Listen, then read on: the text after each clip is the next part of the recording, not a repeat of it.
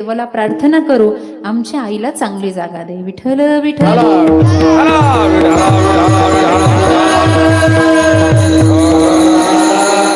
आणि म्हणून कीर्तनाची सेवा या ठिकाणी माझ्याकडे आली. आमचे वडगावची काही मंडळी आहेत. समोर बसलेले बाबा आहे, मला नाव माहिती नाही त्यांचं, पण अण्णा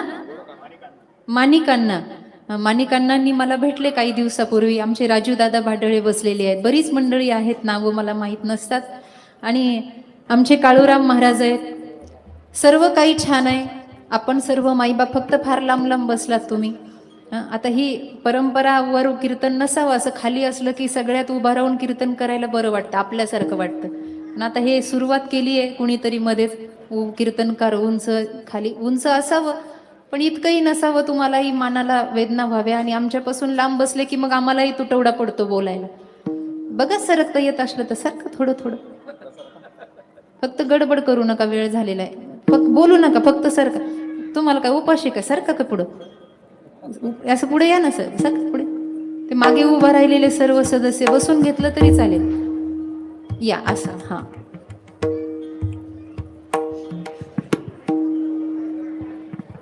हा बस झालं, बसायचं झालं, बोलू नका. आपण सर्वजण मंडळी या ठिकाणी उपस्थित आहात. माझ्या माईबापाच्या स्वरूपामध्ये कीर्तनाचं सर्व मांगल्याचा क्षण या ठिकाणी. वातावरण चांगलं आहे, माईक सिस्टीम चांगली आहे. माझी सर्व भावंड आहेत, माझ्या पाठीमागे छोटी मोठी भावंड उभी आहेत माऊलींच्या स्वरूपामध्ये. माझ्या डाव्या बाजूला माझे पितृतुल्य काळूराम महाराज घेनंद आहेत. आमचे बंधू बिराजदार महाराज आहेत, शिवाजी महाराज बिराजदार. आमचे भालेराव महाराज आहेत, संतत्व जोपासणारं व्यक्तिमत्व आहे. तुमच्या वाघोली परिसरामध्ये जिव्हाळ्याचं आहे आणि अत्यंत सर्वांना प्रिय असणारा माझा भाऊ आहे. इकडे सर्व बांधव आहेत. आणि आज मी गुरुठाई ज्यांना मानते, कारण फार मोठं व्यक्तिमत्व वारकरी संप्रदायातलं आमचे कोष्टी महाराज आहे. माझं भाग्य आहे की आज ते या ठिकाणी कीर्तनाला आहे. आम्ही लेकरं त्यांच्यासमोर काय कीर्तन करणार बाबा, कारण ज्ञानेश्वरी मुखोद्गत आहे. एवढं छान त्यांचं आचरण, वागणं, सगळ्या गोष्टी विनम्रतेच्या आहेत. वारकरी हबप लावून घ्यायला सोपं आहे, निभवायला फार अवघड आहे. हो, फार कठीण आहे. मंदिरं बांधणं सोपी आहेत, त्याच्यात देवाची पूजा करणं कठीण आहे. सप्ते सुरू करणं सोपे आहे, टिकणं अवघड आहे. तसं संप्रदायात आलं की काम, क्रोध, लोभ, मद, मत्सर यावर वार करणं सोपं आहे, पण ते चिरकाळ टिकणं फार कठीण आहे. वैराग्य घेणं सोपं आहे. सप्ताह असला की लोक म्हणतात आता हरिपाठ वाचल्याशिवाय काहीच खायचं नाही, पण कधी काला होईपर्यंत, काला झाला की पुढच्या वर्षी पाहू म्हणतात. तसं नाही. काही वारकरी संप्रदायात आमचे ज्येष्ठ व्यक्तिमत्व आहेत की ज्यांच्यामुळे संप्रदाय परंपरा टिकलेली आहे. चांगले विचार, चांगले वक्ते तुमच्यापर्यंत पोहोचतात. आदरणीय बाबांना मी वंदन करते आणि सेवेला प्रारंभ करते.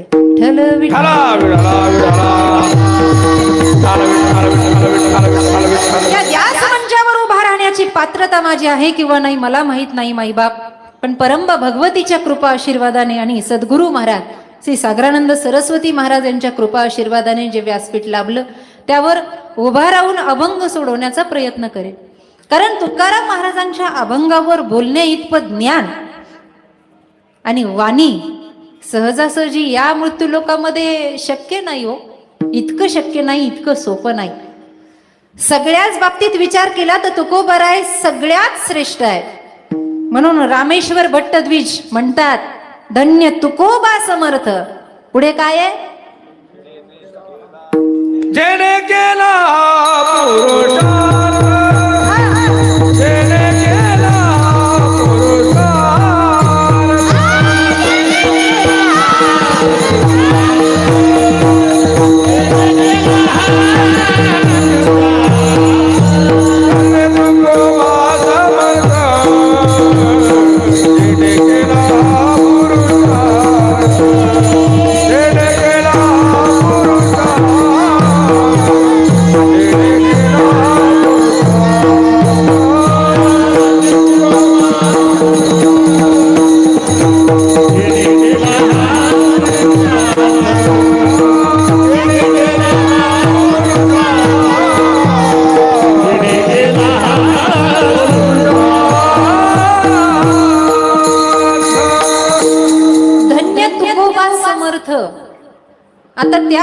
कीर्तनामध्ये तोला मोलाची विद्वत्ता आहे रामेश्वर भट्टांची.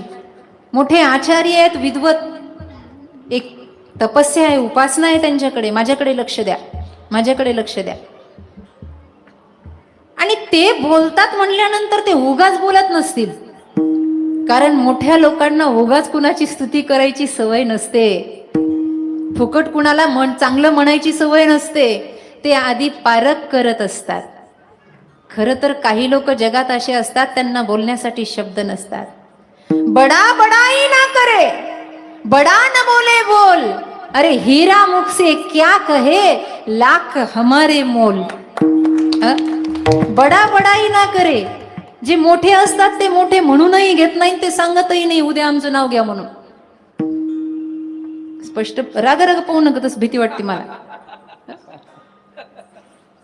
सांगतही गरज नाही त्यांना नावाची. त्यांना नावाची गरज काय? त्यांना माहितीये एकाचं नाव घेतलं की आपलं नाव आपोआप मोठं होतंय. फक्त नाव एकाचं घ्यायचं. दिन रजनी हाची धंदा गोविंदाचे. एकाचं नाव घे. जब से तेरा गुलाम हो, तुझा गुलाम झालो, तुझं नाव घेतलं, नाव माझं झालं. वैयक्तिक आपलं करण्याची मोठी गरज नाही. रामेश्वर भट्ट म्हणतात, म्हणे रामेश्वर भट्ट द्विजा. ए बाई खाली बस ना, कुणाचं नवसाच आहे घ्या, उचला उचला. इथं कौतुक पाहायचं नाही कीर्तनात. मी आपलं काही बोललं तर राग येईल तुम्हाला, घेऊन जा, मला विक्षेप होतो. विठ्ठल विठ्ठल विठ्ठल.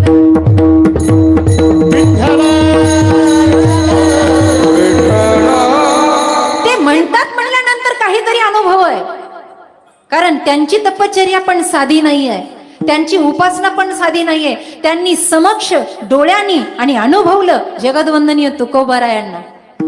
एक एक क्षण तुकोबारायांच्या जीवनातला त्यांनी अनुभवला. त्यांनी तपश्चर्या बघितली, त्यांनी वैराग्य बघितलं, त्यांनी समाजाने केलेला तुकोबारायांचा छळ बघितला. आणि छळ केल्यानंतर महाराजांची सहनशीलता त्यांनी डोळ्यानं पाहिली. म्हणून ते म्हणतात धन्य तुकोबा. तुकिता तुलने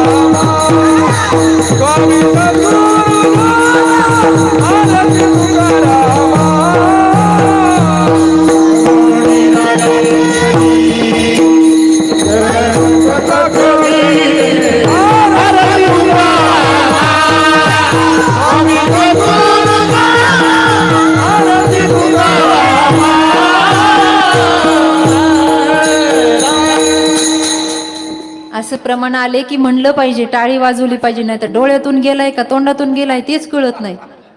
मागच्यांसाठी सांगते, तरुण भावंड बसलेली म्हणत जा, अरे एकदा जरी माऊली म्हणलं ना तरी पुण्य आहे, एकदा जरी तुकाराम म्हणलं ना तरी पुण्य आहे. आणि ते पुण्य व्हावं म्हणून कीर्तन आहे. कळतंय का? पुण्य होतं त्यांच्या नावाने. तुकिता तुलनेसी ब्रह्म, हे पाहलं. उगाच नाही की हा आता तुकाराम महाराजांच्या सोबत आहे, 4 गावाला कीर्तन ऐकले, घ्या त्यांचं नाव आता. काय काय पाहिलं? तपश्चर्या पाहिली, त्याग पाहिला, घराचं भान नाही. दुष्काळ बरे झाले देवा निघाले दिवाळे, बायको भांडणं करती. 3 संत असे होऊन गेले, तिघांचं मत आहे. भारतीय संस्कृतीत 3 संत असे होऊन गेले, त्यांनी देवाला धन्यवाद दिला. पहिला संत जगदवंदनीय तुकोबाराय. बायको भांडकुदळ. आईसाहेब तेवढ्या विकृतीच्या नव्हत्या, स्वभाव तसा होता. पण महाराज काय म्हणले? बरे झाले देवा बाईल कर्कशा. नाथ महाराजांच्या बाबतीमध्ये गिरजा देवी शांती सरिता. नाथ महाराज म्हणले बरं झालं पत्नी शांत आहे, परमार्थ चांगला चाललाय. तुकाराम महाराज म्हणले बरं झालं ही कर्कशी आहे, निदान घर तरी सांभाळते, परमार्थ चांगला चाललाय. आणि गौरांग महाप्रभू म्हणतात बरं झालं तरुण वयात पत्नी गेली, आता काम वासना संपली आणि राम जागृती झाली. विठ्ठल विठ्ठल. म्हणून तुकोबारायांना पाहिलं हो त्यांनी, त्यांची उपासना पाहिली, त्यांचा त्याग पाहिला. छत्रपती शिवाजी महाराज आले. शिवाजी महाराजांना वैराग्य यावं का? तुकाराम महाराजांच्या कीर्तनात बसले शिवाजी महाराज आणि वैराग्यांचे काही शब्द लोहगावला ऐकले, प्रसंग ऐकला. ऐका, शिवचरित्र सांगण्याचा विषयांतर करून भाग माझा नाही आहे. मला फक्त साधूची संगती सांगायची, तुकाराम महाराजांचं महत्व सांगायचं, का उपदेश करण्याची त्यांची योग्यता आहे, त्यांचा अधिकार आहे, म्हणून त्यांचं ऐकावं आपण. असं कुणी कुणाला उपदेशाचे ढोस पाजू नये, कुणी कुणाला विनाकारण सल्ले देऊ नये. देह नव्हे मी आहे सरे म्हणतात ना, कारण ते देहातीत नव्हतेच. तुका विष्णू नाही दुजा, विष्णूचा अवतार आहे. काय झालं, ज्या वेळेला प्रसंग त्यांच्या समोर उभा राहिला, छत्रपती शिवाजी महाराज कीर्तन ऐकायला आले आणि कीर्तन ऐकल्यानंतर महाराजांना वैराग्य झालं. महाराजांना वैराग्य झाल्यानंतर महाराजांनी मुकुट काढून ठेवला. मावळे आजूबाजूला उभे होते महाराजांच्या संगतीला. ऐका, लक्षपूर्वक ऐका. आणि मुकुट काढून ठेवल्यानंतर महाराज म्हणतात, तुकाराम महाराजांच्या समोर छत्रपती शिवाजी महाराजांच्या डोळ्यात पाणी आलं. महाराज कीर्तन ऐकलं आणि आता कळालं मला, देवे दिला देह भजना गोमटा. म्हणजे हे महत्व हे प्रमाण महाराजांचं नाही, पण त्यावेळेला उल्लेख त्यांनी केला, हे भजनासाठी दिलं.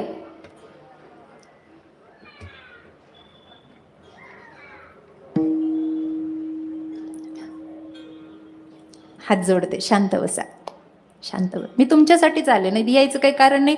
चरुलीला सकाळी प्रवचन झालं माझं,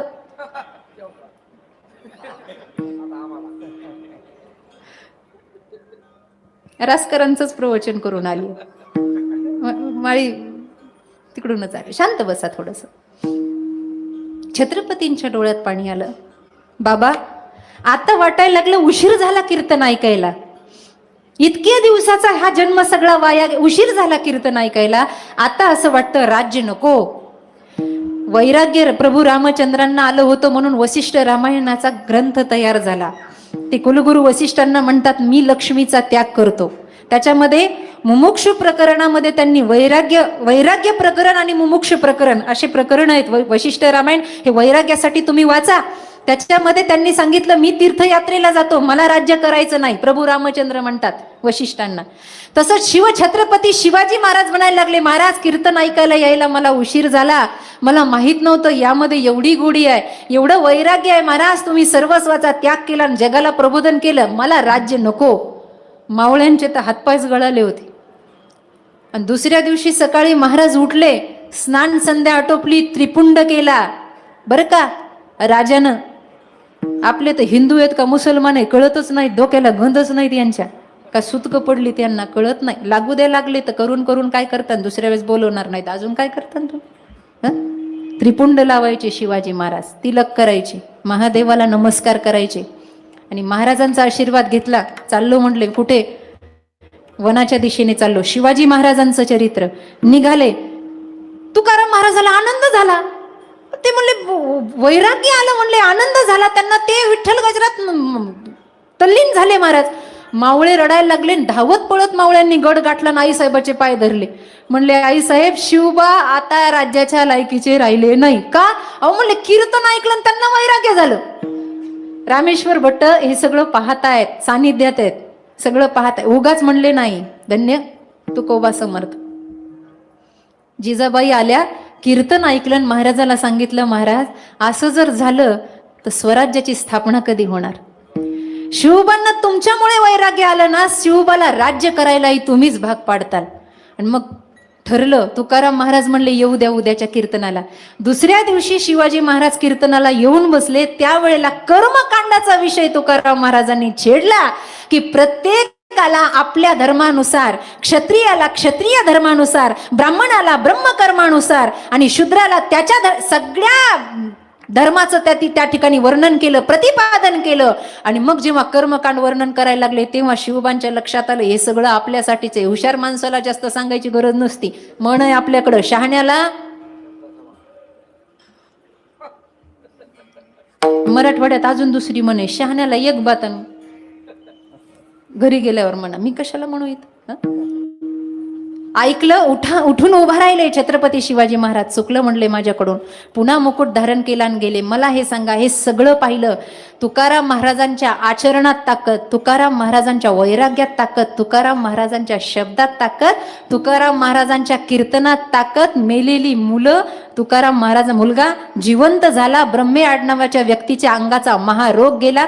हे सगळं चरित्र सगळं डोळ्यानं पाहिलं. हे सगळं पाहिलं, छळ पाहिला शिवाजी कासाराच्या पत्नीनं, हेतू साधला. म्हणले याच्यामुळे माझ्या संसाराची राख रांगोळी झाली, आता या तुक्याला मी सोडणार नाही. म्हणून काही निमित्तानं घरी बोलवलं, पाठ टाकला आणि खळखळ खळखळ उकळतं पाणी अंगावर टाकलं. जसा चटका बसला, जळे माझी काया लागला ओलावा. जळे माझी काया लागला ओलावा. आवरे केशवा माय बाबा.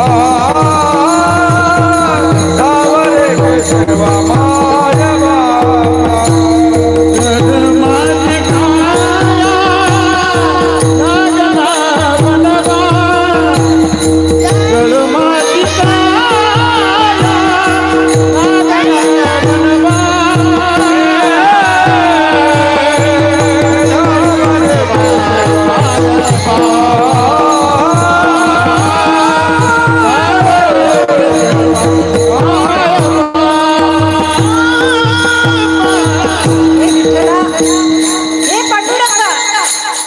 जळे माझी काया लागला वनवा, धाबरे केशवा. चटका बसला साधा आग काडीचा, तर काय आपली अवस्था होते. सगळा देह जळायला लागला. धावरे केशवा माय बापा. कथा भाग आपल्या सर्वांना माहिती आहे, पुन्हा सांगण्याचं कारण आहे, मला त्याच्यावर प्रकाश टाकायचा आहे. प्रकाश टाकणारे आम्ही कोण, पण संतत्वच एवढं दिव्य आहे की ते पुन्हा पुन्हा सांगावं असं वाटतं. काय झालं, परिणाम काय झाला? परिणाम झाला दाह शांत झाला, पाणी एकदम थंडगार. उलट परिणाम, तिच्या अंगावर फोल फुटली, महारोग झाला, दाह सुटला. आता काय करावं?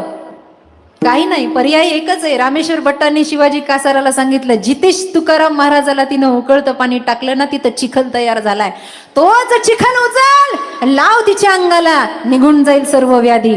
चिखल उचलून अंगाला लावला, सगळ्या अंगाचा रोग निघून गेला. ही ताकद तुकोबांची त्यांनी पाहिली, म्हणून धन्य तुकोबा समर्थ. सगळं पाहिलं, सगळं अनुभवलं, असं शाब्दिक नव्हतं त्यांचं महाराज. म्हणून संतत्वाची फार मोठी ख्याती, फार मोठी. गीतेमध्ये प्रत्येक अध्यायामध्ये संतत्वाचं वर्णन जर भगवान श्रीकृष्णाने केलं असेल तर निश्चितच देवत्वापेक्षा संतत्व मोठं आहे. पण संतांचं वर्णन करण्यासाठी सुद्धा शब्द अपुरे पडतात. महाराजांचं प्रमाण आहे, शाब्दिकाचे काम नाही येते. संतांचा महिमा तो बहुत दुर्गम. संतांचा महिमा तो बहुत दुर्गम. संतांचा महिमा तो बहुत दुर्गम. संतांचा महिमा तो काते काते कामा नाही, काते काते कामा नाही, संतांचा महिमा तो बहुत दुर्गम. संतांचा महिमा तो बहुत दुर्गम. काते काते कामा नाही, काते काते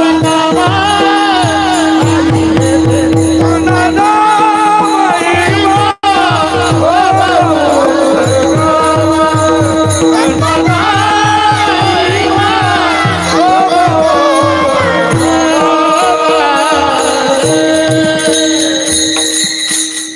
संतांचा महिमा तो बहु दुर्गम.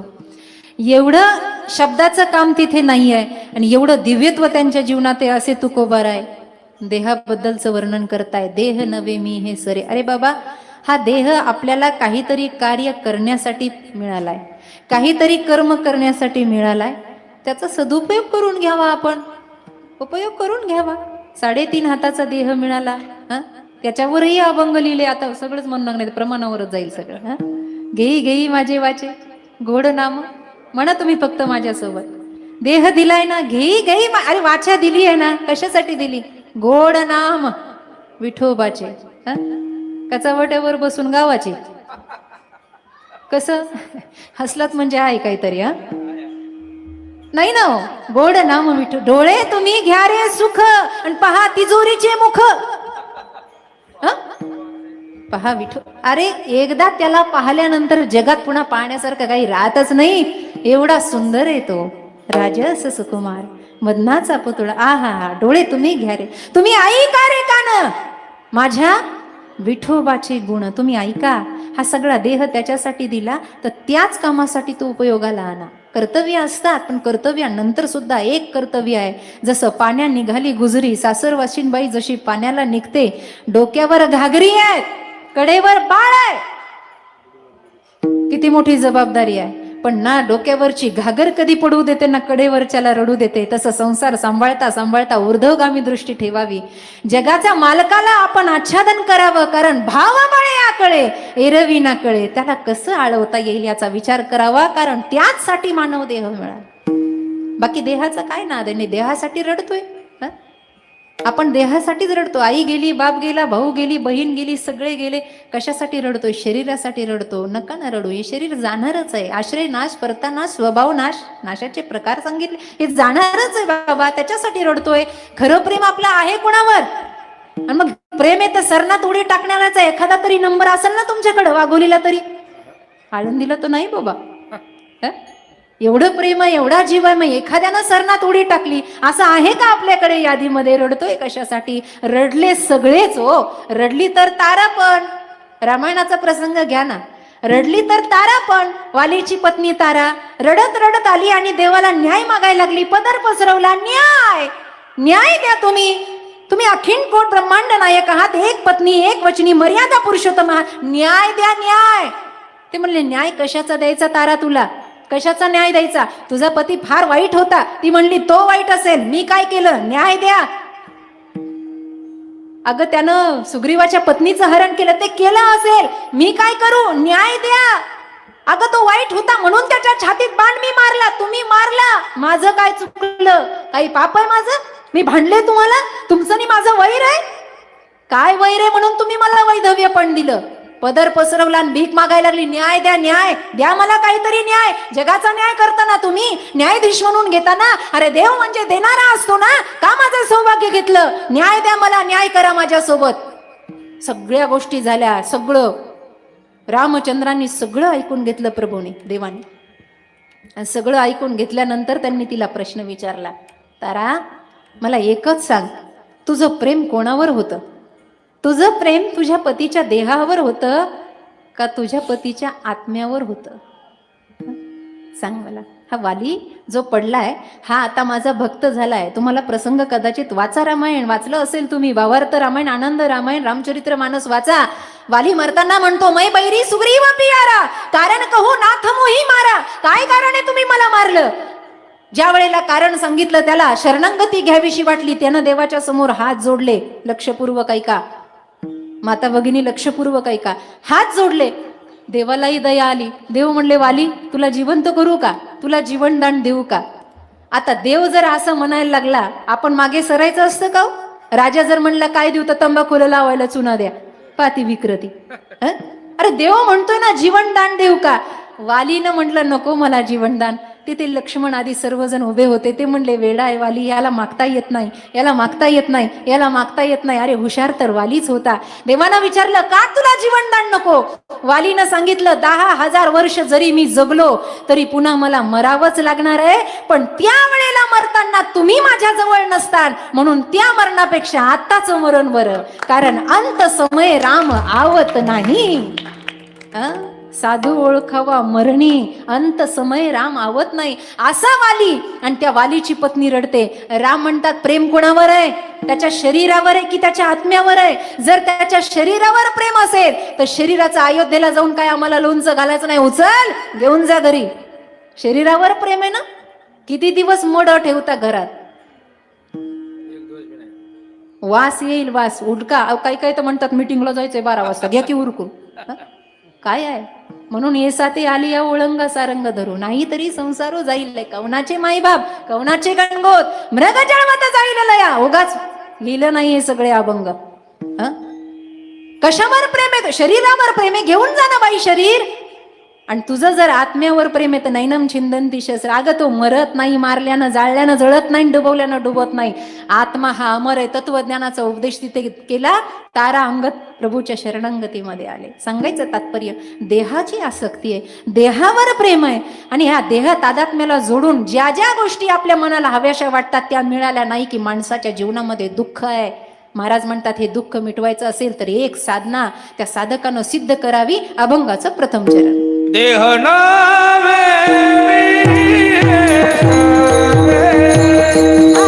देह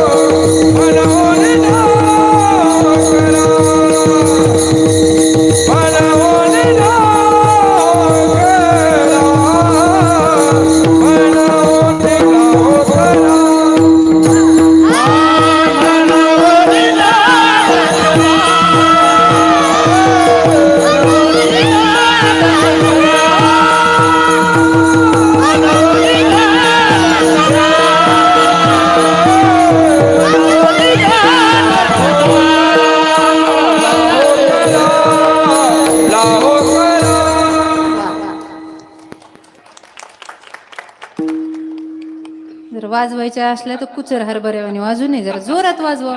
वाजवा बरं जरा, आणखी जोरात वाजवा, आणखी जोरात, आणखी जोरात. आता बरं वाटलं. कलाकाराचे कोई गाणं मस्त, कोई तान मस्त, कोई की, आणि यांच्यासारखं मला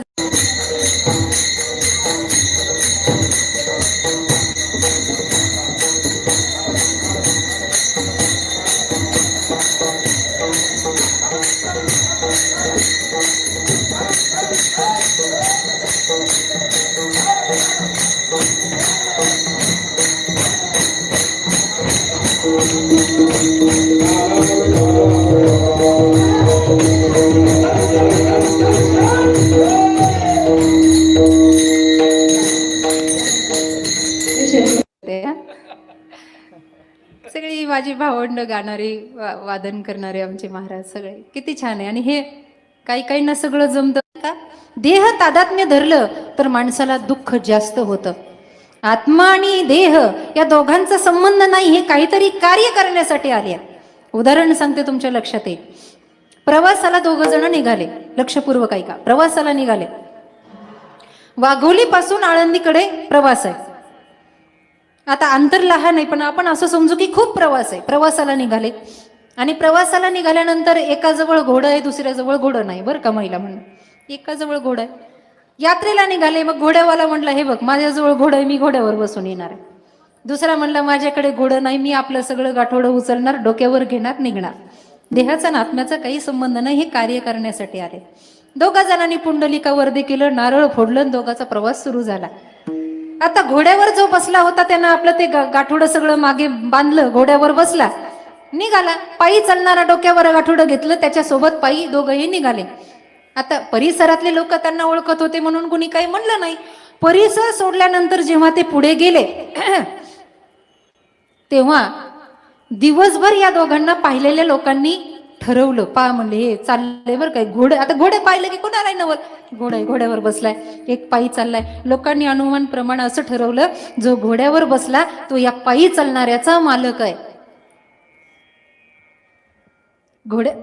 हा पायी जो चाललाय ना गठुडं घेऊन, याचा नौकर आहे आणि हा घोड्यावर बसणारा याचा मालक आहे. हे कुणी ठरवलं? ज्यांनी दिवसभर पाहिलं त्यांनी ठरवलं.